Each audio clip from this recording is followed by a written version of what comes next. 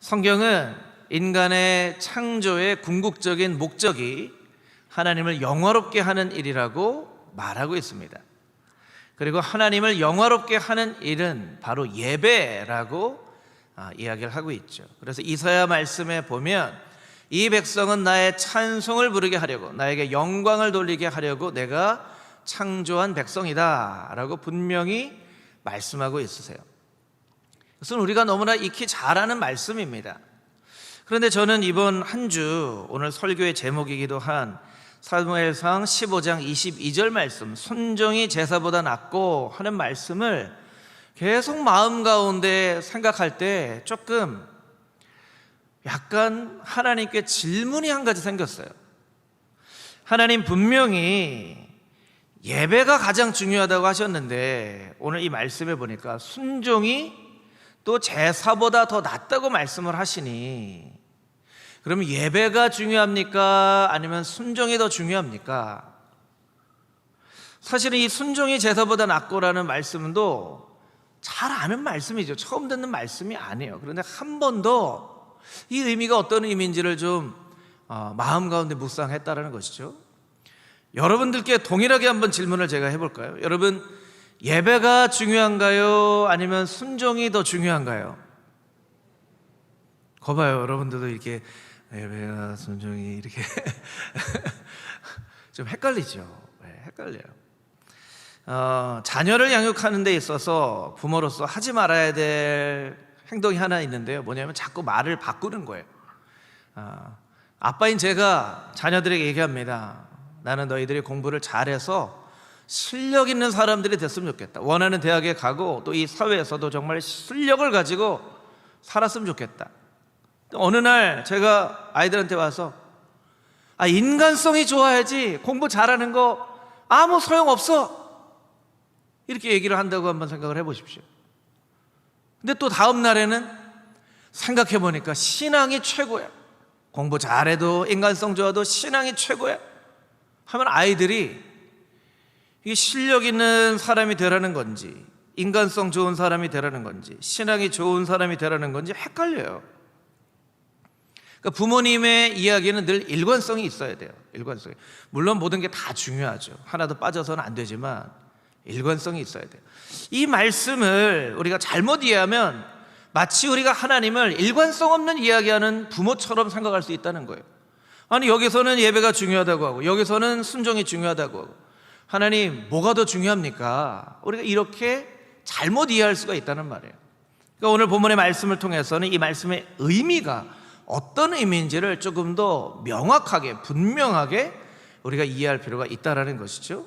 오늘 본문의 말씀을 통하여서 하나님은 왜 사울에게 순종이 제사보다 낫다고 말씀하셨는지 그 명확한 의미들을 함께 살펴볼 수 있게 되기를 소망합니다. 오늘 읽을 말씀 16절에서 22절까지 있는 말씀을 우리 같이 한번 다시 한 목소리로 읽도록 하겠습니다. 16절에서 22절 말씀입니다. 사무엘이 사울에게 이르되 가만히 계시옵소서. 간밤에 여호와께서 내게 이르신 것을 왕에게 말하리이다 하니 그가 이르되 말씀하소서. 사무엘이 이르되 왕이 스스로 작게 여길 그때에 이스라엘 지파의 머리가 되지 아니하셨나이까? 여호와께서 왕에게 기름을 부어 이스라엘 왕을 삼으시고 또 여호와께서 왕의 길로 보내시며 이르시기를 가서 죄인 아말렉을 진멸하되 다 없어지기까지 치라 하셨거늘 어찌하여 왕이 여호와의 목소리를 청종하지 아니하고 탈취하기에만 급하여 여호와께서 악하게 여기시는 일을 행하였나이까?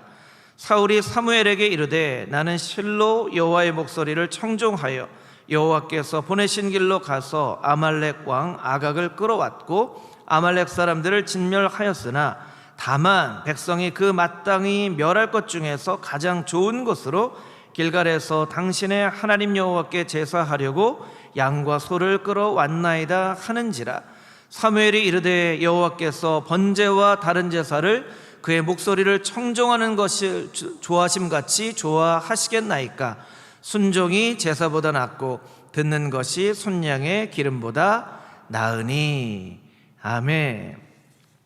하나님은 사무엘 선지자를 통해서 사울 왕에게 아말렉을 쳐서 그 모든 소유를 절대로 남기지 말고 다 진멸하라. 사람뿐만 아니라 소나 양이나 낙타나 나귀까지도 다 죽여라 라고 명령을 하셨죠. 그런데 사울은 하나님의 명령을 순종하지 않습니다. 좋아 보이는 소와 양을 남겨놓았어요. 하나님께서는 그것을 아시고 사무엘에게 말씀하시죠. 사울왕이 내 말을 순종하지 않았다. 그래서 찾아가서 내가 너를 왕으로 삼은 것을 후회한다. 이제 이것이 1절부터 15절까지에 있는 말씀의 줄거리 요약이에요. 하나님께서 이스라엘 백성들이 가나안 땅에 들어갈 때에 전쟁을 하게 하시죠. 세 종류의 전쟁을 하게 하십니다. 그 전쟁들이 다 똑같은 전쟁이 아니에요. 첫 번째, 하나님이 어떤 전쟁을 하게 하시냐면 모든 것을 다 전멸시키는 전쟁을 하게 하십니다. 저를 따라서 한번 해보실까요? 모든 것을 다 전멸시키는 전쟁. 대표적인 전쟁이 여리고 전쟁이죠. 여리고 전투예요. 사람뿐만 아니라 양과 소나 아무것도 남겨두지 않는 전쟁입니다. 이것은 상식적인 전쟁은 아니에요. 상식적인 전쟁은 싸우고 승리하면 남아있는 것들을 전리품으로 가져가는 것이 상식적인 전쟁이죠. 그런데 다 없애는 것은 이건 상식적인 게 아니에요. 히브리어로 헤렘이라고 하는데 이것은 전멸이라는 뜻을 가지고 있어요. 다 없애는 전투는 쉽지 않죠. 여러분, 하나님께서 말씀하신 명령하신 제사가 있지만 이와 비슷한 제사가 바로 번제입니다. 번제는 다 태우는 제사예요. 상식적인 제사가 아니죠. 끝까지 태우는 거예요. 우리가 생각할 때에 아니 그 의미를 깨달아 알면 이 제물을 바치고 왜 이걸 다 태워서 그것도 가장 좋은 제물을 가지고 제사를 드리면 그 의미를 살면 되지 이걸 왜 다 태우나 이런 생각을 할 수가 있어요. 하나님은 죄에 대해서는 끝까지 다 태우는 번제를 드리라고 하신다는 거예요. 이 헤렘이라고 하는 전쟁에도 영적인 의미가 있습니다. 이것은 상식의 전쟁이 아니라 영적인 의미를 가진 전쟁이에요. 영적으로만 바라봐야 이해가 되어지는, 장기적인 관점에서 볼 때 그렇게 할 수밖에 없는 전쟁이죠. 신약 성경에서는 죄와 싸우되 피 흘리기까지 싸우라고 말씀하셨습니다. 악은 모양이라도 버리라고 하셨어요.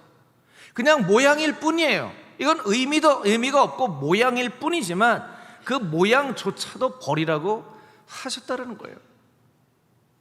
조금 생각해 보면 우리가 때로 살다 보면 원치 않는 그런 질병을 얻을 수가 있죠. 암에 걸릴 수도 있습니다.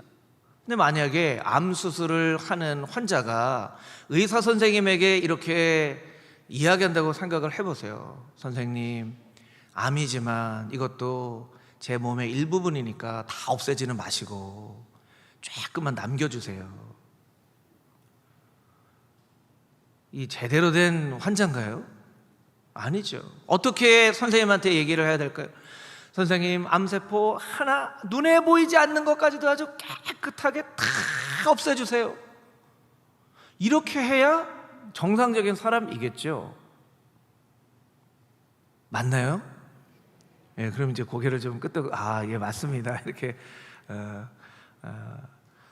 우리가 암 수술을 할 때 그렇게 수술을 하는 것처럼 죄악에 대해서 우리가 죄인이고 하나님께서 우리를 깨끗하게 하실 때 우리가 하나님 앞에 하나님, 죄라고 할지라도 이게 저랑 오랫동안 함께 있었던 건데 다 없애지 마시고 조금만 남겨주세요 한다면 하나님이 무슨 소리 하는 거야, 끝까지 조그만 거라도 하나도 남기지 않고 다 없애야지 라고 말씀해 주시는 그런 의미가 있다라는 거예요. 있다는 건 아까워하면 안 됩니다.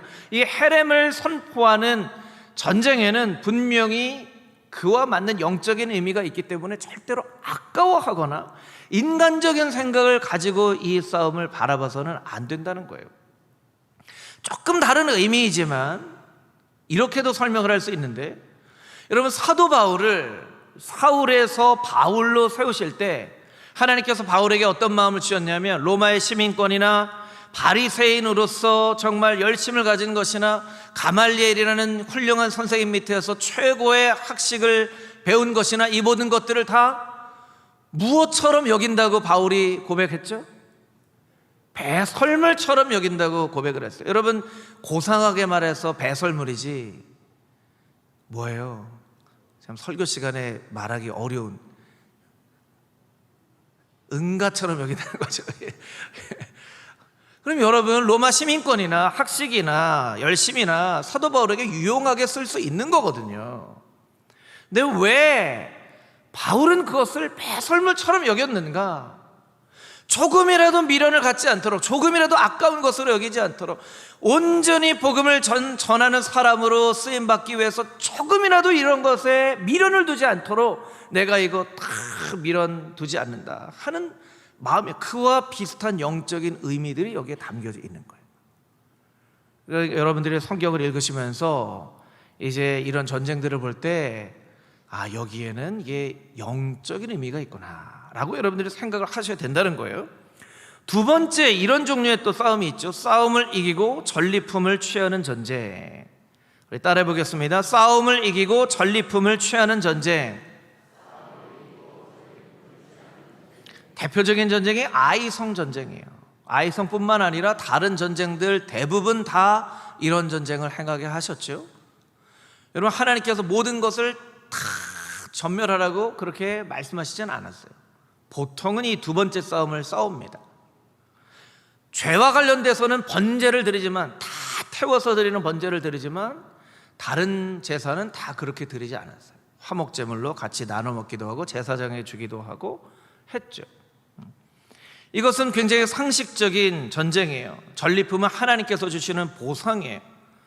전쟁에 함께 참여한 사람이 아닐지라도 그 나라의 백성들은 전쟁에 승리하기만 하면 그 전리품을 함께 누립니다. 우리가 이 땅 가운데 헌신하고 희생할 때 하나님께서 이 땅 가운데 재정적인 축복이든지 건강의 축복이든지 성공하는 축복이든지 명예의 축복이든지 그런 전리품들을 얻게 하세요. 여러분, 돈 잘 버는 것이 인생의 목적은 아니지만, 존경받고 이 세상에서 이름을 내는 것이 우리의 삶의 궁극적인 목적은 아니지만, 열심히 싸운 대가로 그런 전리품을 누리게 하시기도 한다는 거예요. 이것이 이제 두 번째 싸움이죠. 세 번째 싸움이 있는데, 항복을 받아내는 전쟁이 있습니다. 따라해 보겠습니다. 항복을 받아내는 전쟁. 기브온 민족이 그랬죠. 기브온 민족은 사실은 이스라엘 백성들을 두려워했어요. 아니, 이스라엘 백성의 하나님을 두려워했죠. 그래서 우리가 이스라엘 백성들과 싸워서는 절대로 이길 수 없어, 우리가 먼 나라에서 온 것처럼 우리의 의복을 다 했고, 이 음식에는 곰팡이가 난 음식을 가져와서 우리가 멀리서 왔습니다, 제발 우리랑 싸움을 하지 말아주세요, 우리가 멀리서 왔기 때문에 안심하세요 하고 약속을 받아내죠. 알고 보니까 가까이에 있는 가나안 족속이에요. 그래서 이스라엘 백성들은 화를 내죠. 너희가 어찌하여 이렇게 우리를 속였느냐? 속였을지라도 약속을 했으니까 우리를 이제는 보호해 줘야 됩니다. 그래서 약속한 대로 이스라엘 백성은 기브온 민족을 보호해요. 기브온 민족은 나중에 하나님의 성전에서 제사를 드리는데 나무를 길어오거나 물을 길어오는 그런 일들을 하는 그런 민족이 되어지죠. 요즘은 그 의미가 좀 사라졌지만, 여러분, 예전에는요, 한 20년, 30년 전까지만 해도요, 한 지역에 영향력 있는 교회가 있으면 예수님 믿지 않는 사람들일지라도 그 교회의 우산, 그늘 아래에서 영적으로 보호를 받기도 하고 또 구제의 도움을 받기도 하고 했죠. 그래서 한 지역에 교회가 멋지게 세워지는 일은 그 지역을 위해서도 굉장히 의미 있는 일이었어요. 이와 같은 의미가 있다라는 거예요.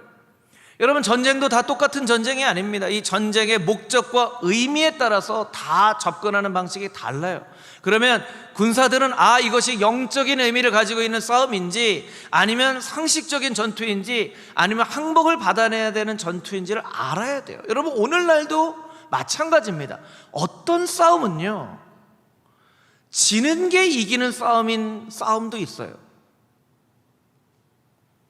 여러분, 지는 게 이기는 싸움, 대표적으로 어떤 싸움이 있죠? 부부싸움. 여러분, 부부싸움은요, 지는 게 이기는 싸움이에요. 이겨봐야, 야, 내가 이겼다. 내가 오늘은 내 아내를 멋지게 이겼다. 뭐 그럴 만한 게 아니에요. 네. 그리고 뭐 자랑할 일도 아니고요. 뭐 감사헌금을 해야 될, 하나님 부부싸움에서 아내를 멋지게 이기게 해서 감사합니다, 뭐 이런 일들이 아니라는 거예요. 부부싸움은요, 져야 이기는 싸움이에요. 예, 끄떡끄떡 하시네요. 네. 어떤 싸움은 져야 이기는 싸움이 있고, 그런데 반대로 어떤 싸움은요, 끝까지 싸워야 되는 그런 싸움들도 있다라는 거예요. 그러면 싸움하는 사람은 그 의미를 잘 살펴야 되겠죠. 그런데 사울 왕은 이스라엘 백성의 왕이었음에도 불구하고 이 싸움의 의미를 몰랐어요. 싸움은 이겼어요. 의미를 몰랐어요. 싸움에는 승리했지만 하나님의 말씀을 순종하는 일에는 실패했어요. 여러분, 싸움에 승리하는 것보다 더 중요한 것은 바로 하나님의 마음을 얻는 거예요. 여러분, 우리가 이 세상에서 여러 가지 치열한 싸움에서 승리할 수 있어요. 그래서 부자가 되기도 하고, 똑똑한 사람이 되기도 하고, 명예로운 사람이 되기도 하고, 존경받는 사람이 되기도 합니다. 그런데 이 세상에서의 싸움은 이겼지만 하나님의 마음을 얻는 일은 실패할 수 있다는 거예요. 그래서 여러분, 우리가 이 세상에서 성공한 인생을 살지라도 우리가 하나님 앞에 늘 물어야 되는 것은 무엇이냐면, 하나님, 나는 하나님의 마음을 얻는 일에 성공한 사람이 되기를 원합니다 하는 거예요. 그리고 하나님의 마음을 얻는 방법이 바로 순종이에요. 순종이에요. 본문 17절은 우리에게 이렇게 말하죠. 17절을 자막으로 보여주시면, 왕이 스스로 작게 여길 때에 이스라엘 지파의 머리가 되지 않았습니까? 무슨 얘기입니까? 하나님은 당신이 똑똑해서 잘나서 키가 커서 멋져서 힘이 세서 왕을 세운 게 아니라 당신이 겸손했기 때문에 스스로 작게 여길 바로 그때에 왕을 삼았습니다. 그런데 어찌하여 당신은 여호와의 목소리를 청종하는 것을 하지 않고 물건을 탈취하는 일에만 급급해 합니까? 이 싸움의 의미를 알지 못합니까? 18절을 보면요, 18절을 자막을 한번 보여주세요. 또 여호와께서 왕의 길로 보내시며 이르시기를, 가서 죄인 아말렉 사람을 진멸하되. 죄인 아말렉 사람을 진멸하되. 아말렉 사람을 죄인이라고 하고 있어요. 이 죄인은 나 같은 죄인 살리신 그 죄인이 아니에요. 하나님, 나는 죄인입니다, 이런 죄인이 아니에요. 그냥 이것은 악이라는 뜻이에요. 악한 이라는 뜻이에요. 하나님은 아말렉 사람 가운데 역사하는 사단의 그 역사를 바라보시고 악한 아말렉 사람으로 말씀하신 거예요. 그런데 하나님이 악하다고 하신 것을 우리가, 이거 왜 악해요, 이거 너무 불쌍하지 않아요 하면 안 된다는 것이죠. 하나님이 악하다고 하신 것은 우리도 똑같이 악하게 볼 수 있어야 된다는 거예요. 근데 사울은 그것을 몰랐어요. 그래서 그 아말렉의 왕 아각 왕을 살려두죠. 그리고 많은 짐승들을 죽이지 않습니다. 하나님께서 그것을 기쁘게 여기시지 않아요. 여러분, 예배가 가장 중요하다고 말씀드렸는데요, 예배보다 중요한 것이 한 가지가 있습니다. 한 가지라고 표현하기가 좀 그렇지만 예배보다 더 중요한 것, 하나님이세요. 하나님. 예배가 가장 중요하지만 예배보다 더 중요하신 분 하나님의 마음을 우리가 얻지 못한다면, 우리가 아무리 하나님 앞에 예배한다 할지라도 하나님, 이 재물 남긴 건요 하나님께 제사 드리려고 한 거예요. 내가 이거 가지려고 한 게 아니에요. 하나님, 이렇게 해서 하나님께 예배 드리면 하나님 기뻐하시지 않겠어요? 아무리 사울이 그렇게 하나님 앞에 얘기해도 하나님께서는 내가 그것을 기쁘게 여길 것처럼 네가 생각했느냐 라고 말씀하신다는 거예요.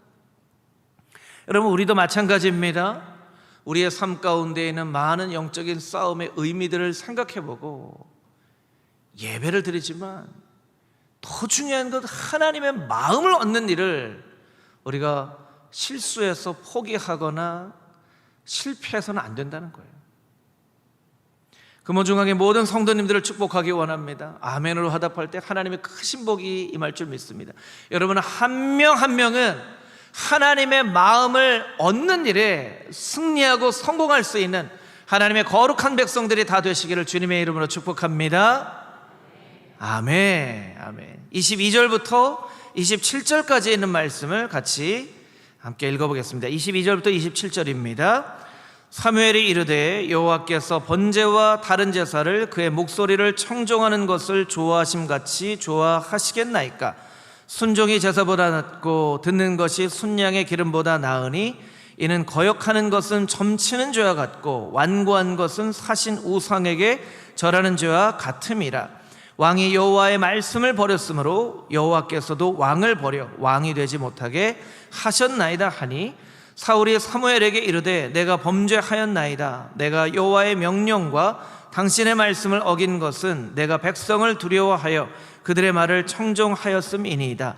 청하오니 지금 내 죄를 사하고 나와 함께 돌아가서 나로 하여금 여호와께 경배하게 하소서 하니, 사무엘이 사울에게 이르되 나는 왕과 함께 돌아가지 아니하리니 이는 왕이 여호와의 말씀을 버렸으므로 여호와께서 왕을 버려 이스라엘의 왕이 되지 못하게 하셨음이니이다 하고, 사무엘이 가려고 돌아설 때 사울이 그의 겉옷자락을 붙잡음에 찢어진지라. 아멘. 23절과 26절에 두 번이나 뭐라고 말씀하시냐면 왕이 여호와의 말씀을 버렸으므로 여호와의 말씀을 버렸다고 이야기를 하고 있습니다. 이스라엘 백성들은 눈에 보이지 않는 하나님을 버리고 눈에 보이는 인간의 왕을 요구했죠. 세워진 인간의 왕 사울은 하나님의 말씀을 버립니다. 그리고 네가 나를 버렸다 라고 책망을 하자 그제서야 24절처럼, 24절 자막으로 보여주시면 좋겠습니다. 사무엘에게 그제서야 회개를 합니다. 내가 범죄하였나이다. 내가 여호와의 명령과 당신의 말씀을 어겼습니다. 그런데 어겼습니다 하고 끝나는 게 더 좋았을 텐데 그 뒤에 핑계를 대요. 내가 이 백성을 두려워하여 그들의 말을 청종하였습니다. 잘못했을 때는요 그냥 잘못했습니다 하는 게 좋아요. 이거 내가 왜 잘못했냐면요 하고 설명하기 시작하면요 그 핑계가 돼요. 그냥 하나님 잘못했습니다. 말씀을 진짜 어겼습니다 해야 되는데, 하나님 왜냐면요 백성을 두려워해서 그래요. 이 백성들이 얼마나 두려운지 몰라요.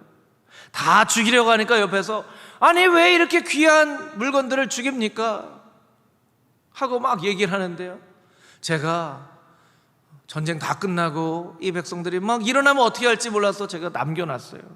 이렇게 얘기를 하는 거예요. 그리고 사울이 사무엘에게 요구합니다. 근데요 저랑 같이 가서 예배 좀 드려주세요. 아니 잘못해놓고 예배 좀 드려달라고 하는 거예요. 그러니까 사무엘이 그 발걸음을 돌이키죠. 그 돌이키는 사무엘의 옷자락을 사울이 잡습니다. 그리고 겉옷자락이 찢어져 버립니다. 여러분 겉옷 찢는 거 그렇게 쉬운 일은 아니에요. 근데 사울이 얼마나 간절하게 잡았으면 그 겉옷이 찢어집니다. 이 찢어진 겉옷은 찢어진 하나님과 사울의 관계를 상징을 하죠. 사울이 순종하지 않았을 때 하나님과의 신뢰관계가 찢어져 버립니다. 여기에서 우리가 두 가지 아주 중요한 교훈을 얻을 수 있는데요. 첫 번째, 순종하지 않으면서도 순종했다고 착각할 수 있다는 것입니다. 이것도 같이 한번 따라해 볼까요? 순종하지 않으면서도 순종했다고 착각할 수 있다. 오늘 본문의 전 구절을 제가 한번 읽어드릴게요. 15장 11절 말씀입니다. 자막으로 한번 보여주시면 좋겠습니다. 내가 사울을 왕으로 세운 것을 후회하노니 그가 돌이켜서 나를 따르지 아니하며 내 명령을 행하지 아니하였음이라. 하나님께서 말씀해 주세요. 그런데 사무엘이 사울을 찾아갔을 때 사울이 어떻게 대답하냐면 13절 말씀입니다. 사무엘이 사울에게 이른즉 사울이 그에게 이르되 원하건대 당신은 여호와께 복을 받으소서. 내가 여호와의 명령을 행하였나이다. 사울이 사무엘에게 얘기해요. 사울이요, 전쟁에 이기고 얼마나 승리에 도취되었냐면 길갈에 가서 막 기념비를 세워요.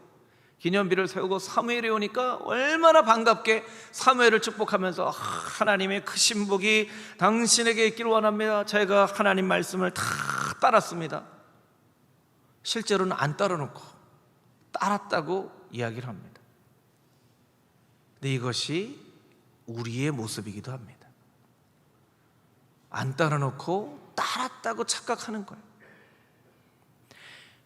이제 어린 자녀들을 키울 때 이제 이런 얘기를 하죠. 제가 이제 얘기를 합니다. 이거 좀 꼭 해라. 네, 알았어요. 할게요. 근데 안 해요. 이거 좀 하라니까. 알았어요. 한다니까요. 근데 또 안 해요. 이거 하라고 몇 번을 얘기를 했어. 이거 좀 해. 그때부터 이제 목소리가 좀 높아지죠. 하라고. 한다니까요. 또 안 해요. 제가 우리 애들의 프라이버시가 있기 때문에 누군지 이름을 제가 얘기하지는 않겠습니다. 네. 그리고 속 터져서 제가 할 때도 있죠. 제가 합니다. 그러면 또 했다고 또 화를, 내가 한다니까 왜 아빠가 해? 해도 뭐라 그래요. 해도 뭐라고. 한대요. 제가 볼 때는 안 해요. 한대요. 이게 우리의 모습이에요. 하나님께서 우리에게 말씀하세요. 야, 아들아, 이거 좀 해라. 예, 할게요. 이거 좀 하라니까. 한다고요. 왜 이렇게? 이거 좀 해. 한다니까요. 이렇게 살아요. 우리는 순종을 했다고 착각을 해요. 순종 안 했으면서 순종했다고 착각을 해요. 사울왕처럼 하나님의 명령 다 지켰습니다 라고 얘기를 해요. 하나님 보실 때는 하나님 명령 지킨 게 아닌데. 이게 우리의 모습이에요. 우리의 모습이에요. 여러분, 예배가 가장 중요하다고 말씀드렸죠. 그래서 우리가 어떻게 예배를 드려야 됩니까? 신령과 진정으로 예배를 드려야죠. 또 가장 잘 최선으로 준비해서 예배를 드려야 돼요. 그런데 여러분, 예배에 또 중요한 것이 있어요. 하나님께서 받으실 만한 예배가 되어져야 한다는 거예요. 같이 따라해 보겠습니다. 하나님께서 받으실 만한 예배를 드려야 합니다.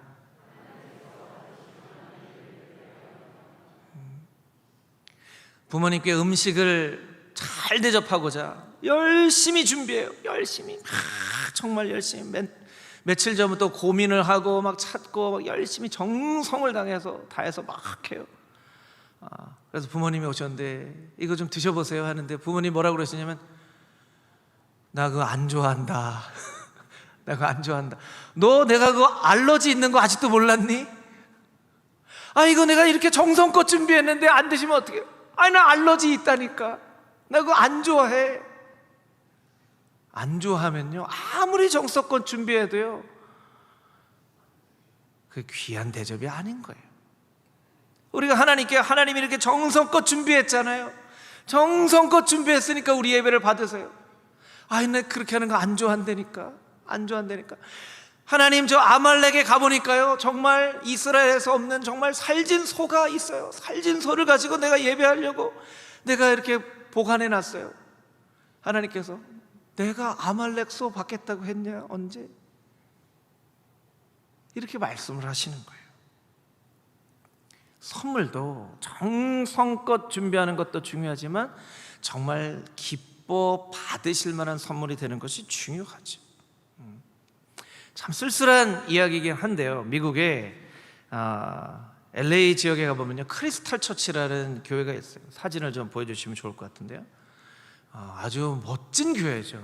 몇만 명 성도가 예배드렸던 그런 교회예요. 실내도 한번 보여주시면 실내도 이렇게 돼 있어요. 이 크리스탈 처치는요, 미국의 거의 최초의 메가 처치라고 하죠. 자동차를 가지고 와서 이렇게 주파수를 맞추면 라디오로 설교를 들어요. 그래서 설교를 듣고 자동차 타고 가는 드라이브인 예배라는 그런 예배도 만든 그런 예배, 전도 집회 행사들을 얼마나 멋지게 했냐면, 성탄절 행사는요 방송국에 와서 라이브로 중계를 할 정도로 너무너무나 멋진, 많은 사람, 많은 교회에서 와서 좀 배우고 싶다고 하는 그런 교회였어요. 그런데 그 성탄절 행사가 해가 거듭할수록 점점 더 멋진 행사를 해야 된다고 생각을 하니까, 어떤 해는요 예수님 아기 예수를 경배하려고 오는 그런 것을 하기 위해서 교회 뒷문을 열렸는데 거기에서 막 낙타가 들어오고 말이 들어오고요, 교회 천장에서 천사가 막 날아다니고 막 이런 멋진 퍼포먼스를 했던 그런 예배였는데요, 어느 한 해에 그 행사를 총 기획하는 사람이 너무나 이 행사에 대한 중압감 때문에 자살을 했어요. 행사를 어떻게 하면 새로운 행사를 더 멋지게 드릴까 예배를 계획하다가 그 중압감 때문에 자살을 했어요. 그러니까 이 예배를 하나님이 받으시겠냐는 거예요. 아무리 낙타가 들어오고 코끼리가 들어오고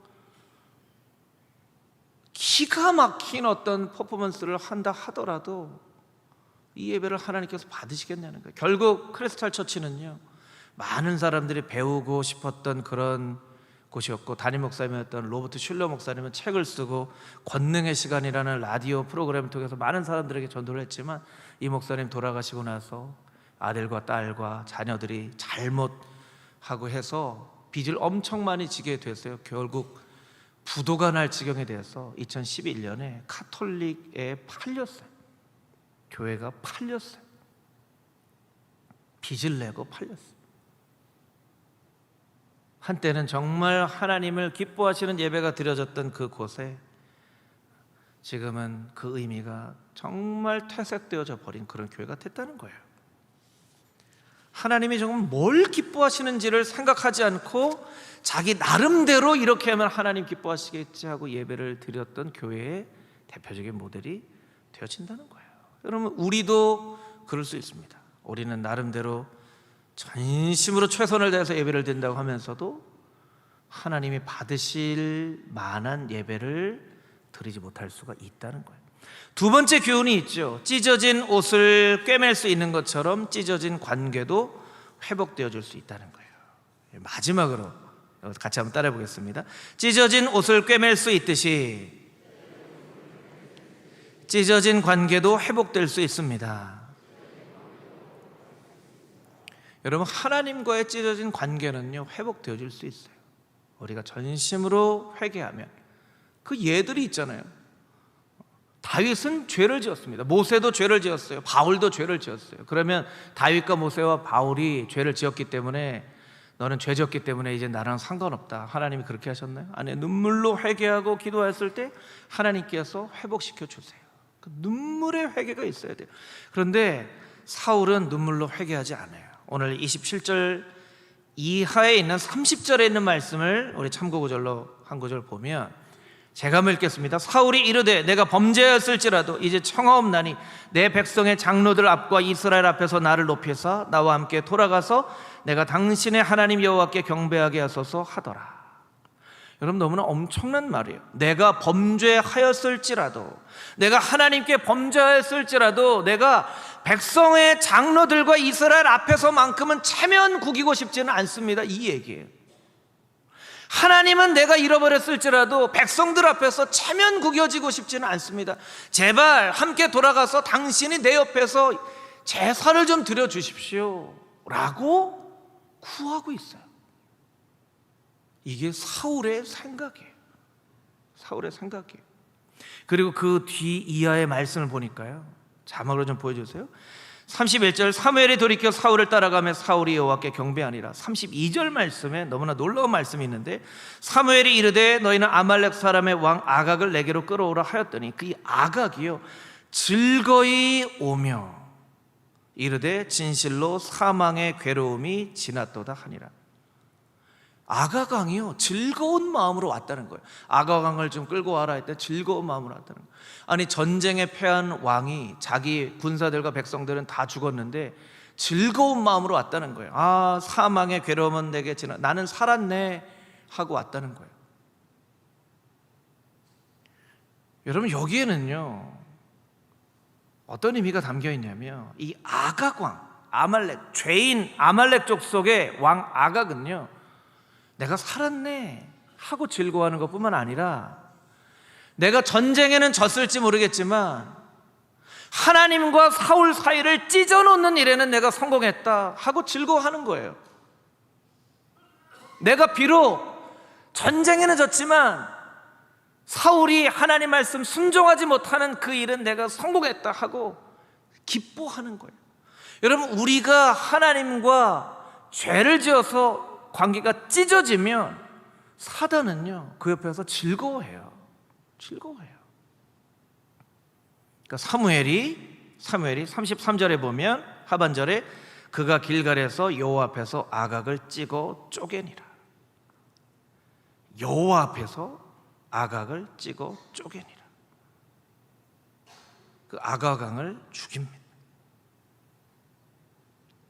사울은 왕좌를 포기하더라도 하나님께 회개하는 일을 포기해서는 안 됐어요. 근데 사울은 회개하는 일을 포기하고 사람들 앞에서 체면 구기는 그런 일만은 면하게 되기를 간구했던 것이죠. 하나님이 사울을 내가 포기했노라, 버렸노라 라고 말씀하셨지만, 어쩌면 하나님은 마음 가운데 사울을 아직 버리지 않으셨을 수도 있어요. 여러분, 그런 경험 하셨는지 모르겠지만 저는 그런 얘기 했던 기억이 납니다. 아이들이 공부 안 하면, 그렇게 공부하려면 당장 공부 그만둬! 여러분, 이거 공부 그만두라는 거예요? 잘하라는 거예요? 그렇게 말 안 들으려면 당장 나가! 이거 나가라는 거예요? 잘하라는 거예요? 네. 여러분, 그 하나님 마음을 알아야 돼요. 성경에서 너 그런 식으로 하면 내가 너 버릴 거야, 이거 버린다는 얘기가 아니에요. 잘하라는 얘기예요. 근데 그 버린다는 얘기만 듣고, 아, 나는 이제 하나님께 버림받았구나, 이제 나는 그냥 하나님께 버림받았으니까 그냥 사람들 앞에서나 체면 차리고 살았으면 좋겠다 하면 안 되는 거예요. 끝까지 하나님 앞에 회개의 끈을 놓치지 않고 기도하며 나아갈 때, 하나님은 한도 끝도 없는 하나님의 마음으로 회개하는 심령들을 받아주신다는 거예요. 찢어진 관계는 회복될 수 있습니다. 우리가 진정한 마음으로 회개하기만 한다면. 여러분, 혹시나 여러분 가운데 하나님과의 관계가 찢어져 회복될 수 없다고 생각하는 분들이 이 가운데 있다면 진심으로 하나님 앞에 회개할 수 있게 되기를 원합니다. 하나님의 관계가 회복되어져서 다시금 하나님께서 주시는 기쁨과 감사의 삶을 살아가는 금호종강의 모든 성도님들이 다 되시기를 주님의 이름으로 축복합니다. 아멘. 함께 기도하겠습니다. 하나님, 사울은 하나님의 말씀에 순종하지 않고 자기 멋대로 하나님의 명령을 수행하지 않았습니다. 그것으로 인하여 하나님께서 사울을 버렸다고 말씀하시고, 또한 사울이 슬픔 가운데 체면이나 살려주십시오라고 이야기를 합니다. 하나님, 우리가 이 세상 가운데 많은 싸움에 승리할 수는 있지만 하나님의 마음을 얻는 일에는 실패할 수 있는 것을 분명히 깨달아 알고, 나는 순종했다고 생각하지만 결국 순종하지 않는 자의 삶을 살 수 있다는 것을 기억하게 하여 주시고, 그 무엇보다 하나님의 마음을 얻고 하나님과 동행하며 살아갈 수 있는 하나님의 거룩한 백성의 삶 살아갈 수 있도록 우리에게 은혜를 베풀어 주시옵소서. 살아계신 예수 그리스도의 거룩하신 이름으로 기도합니다. 아멘.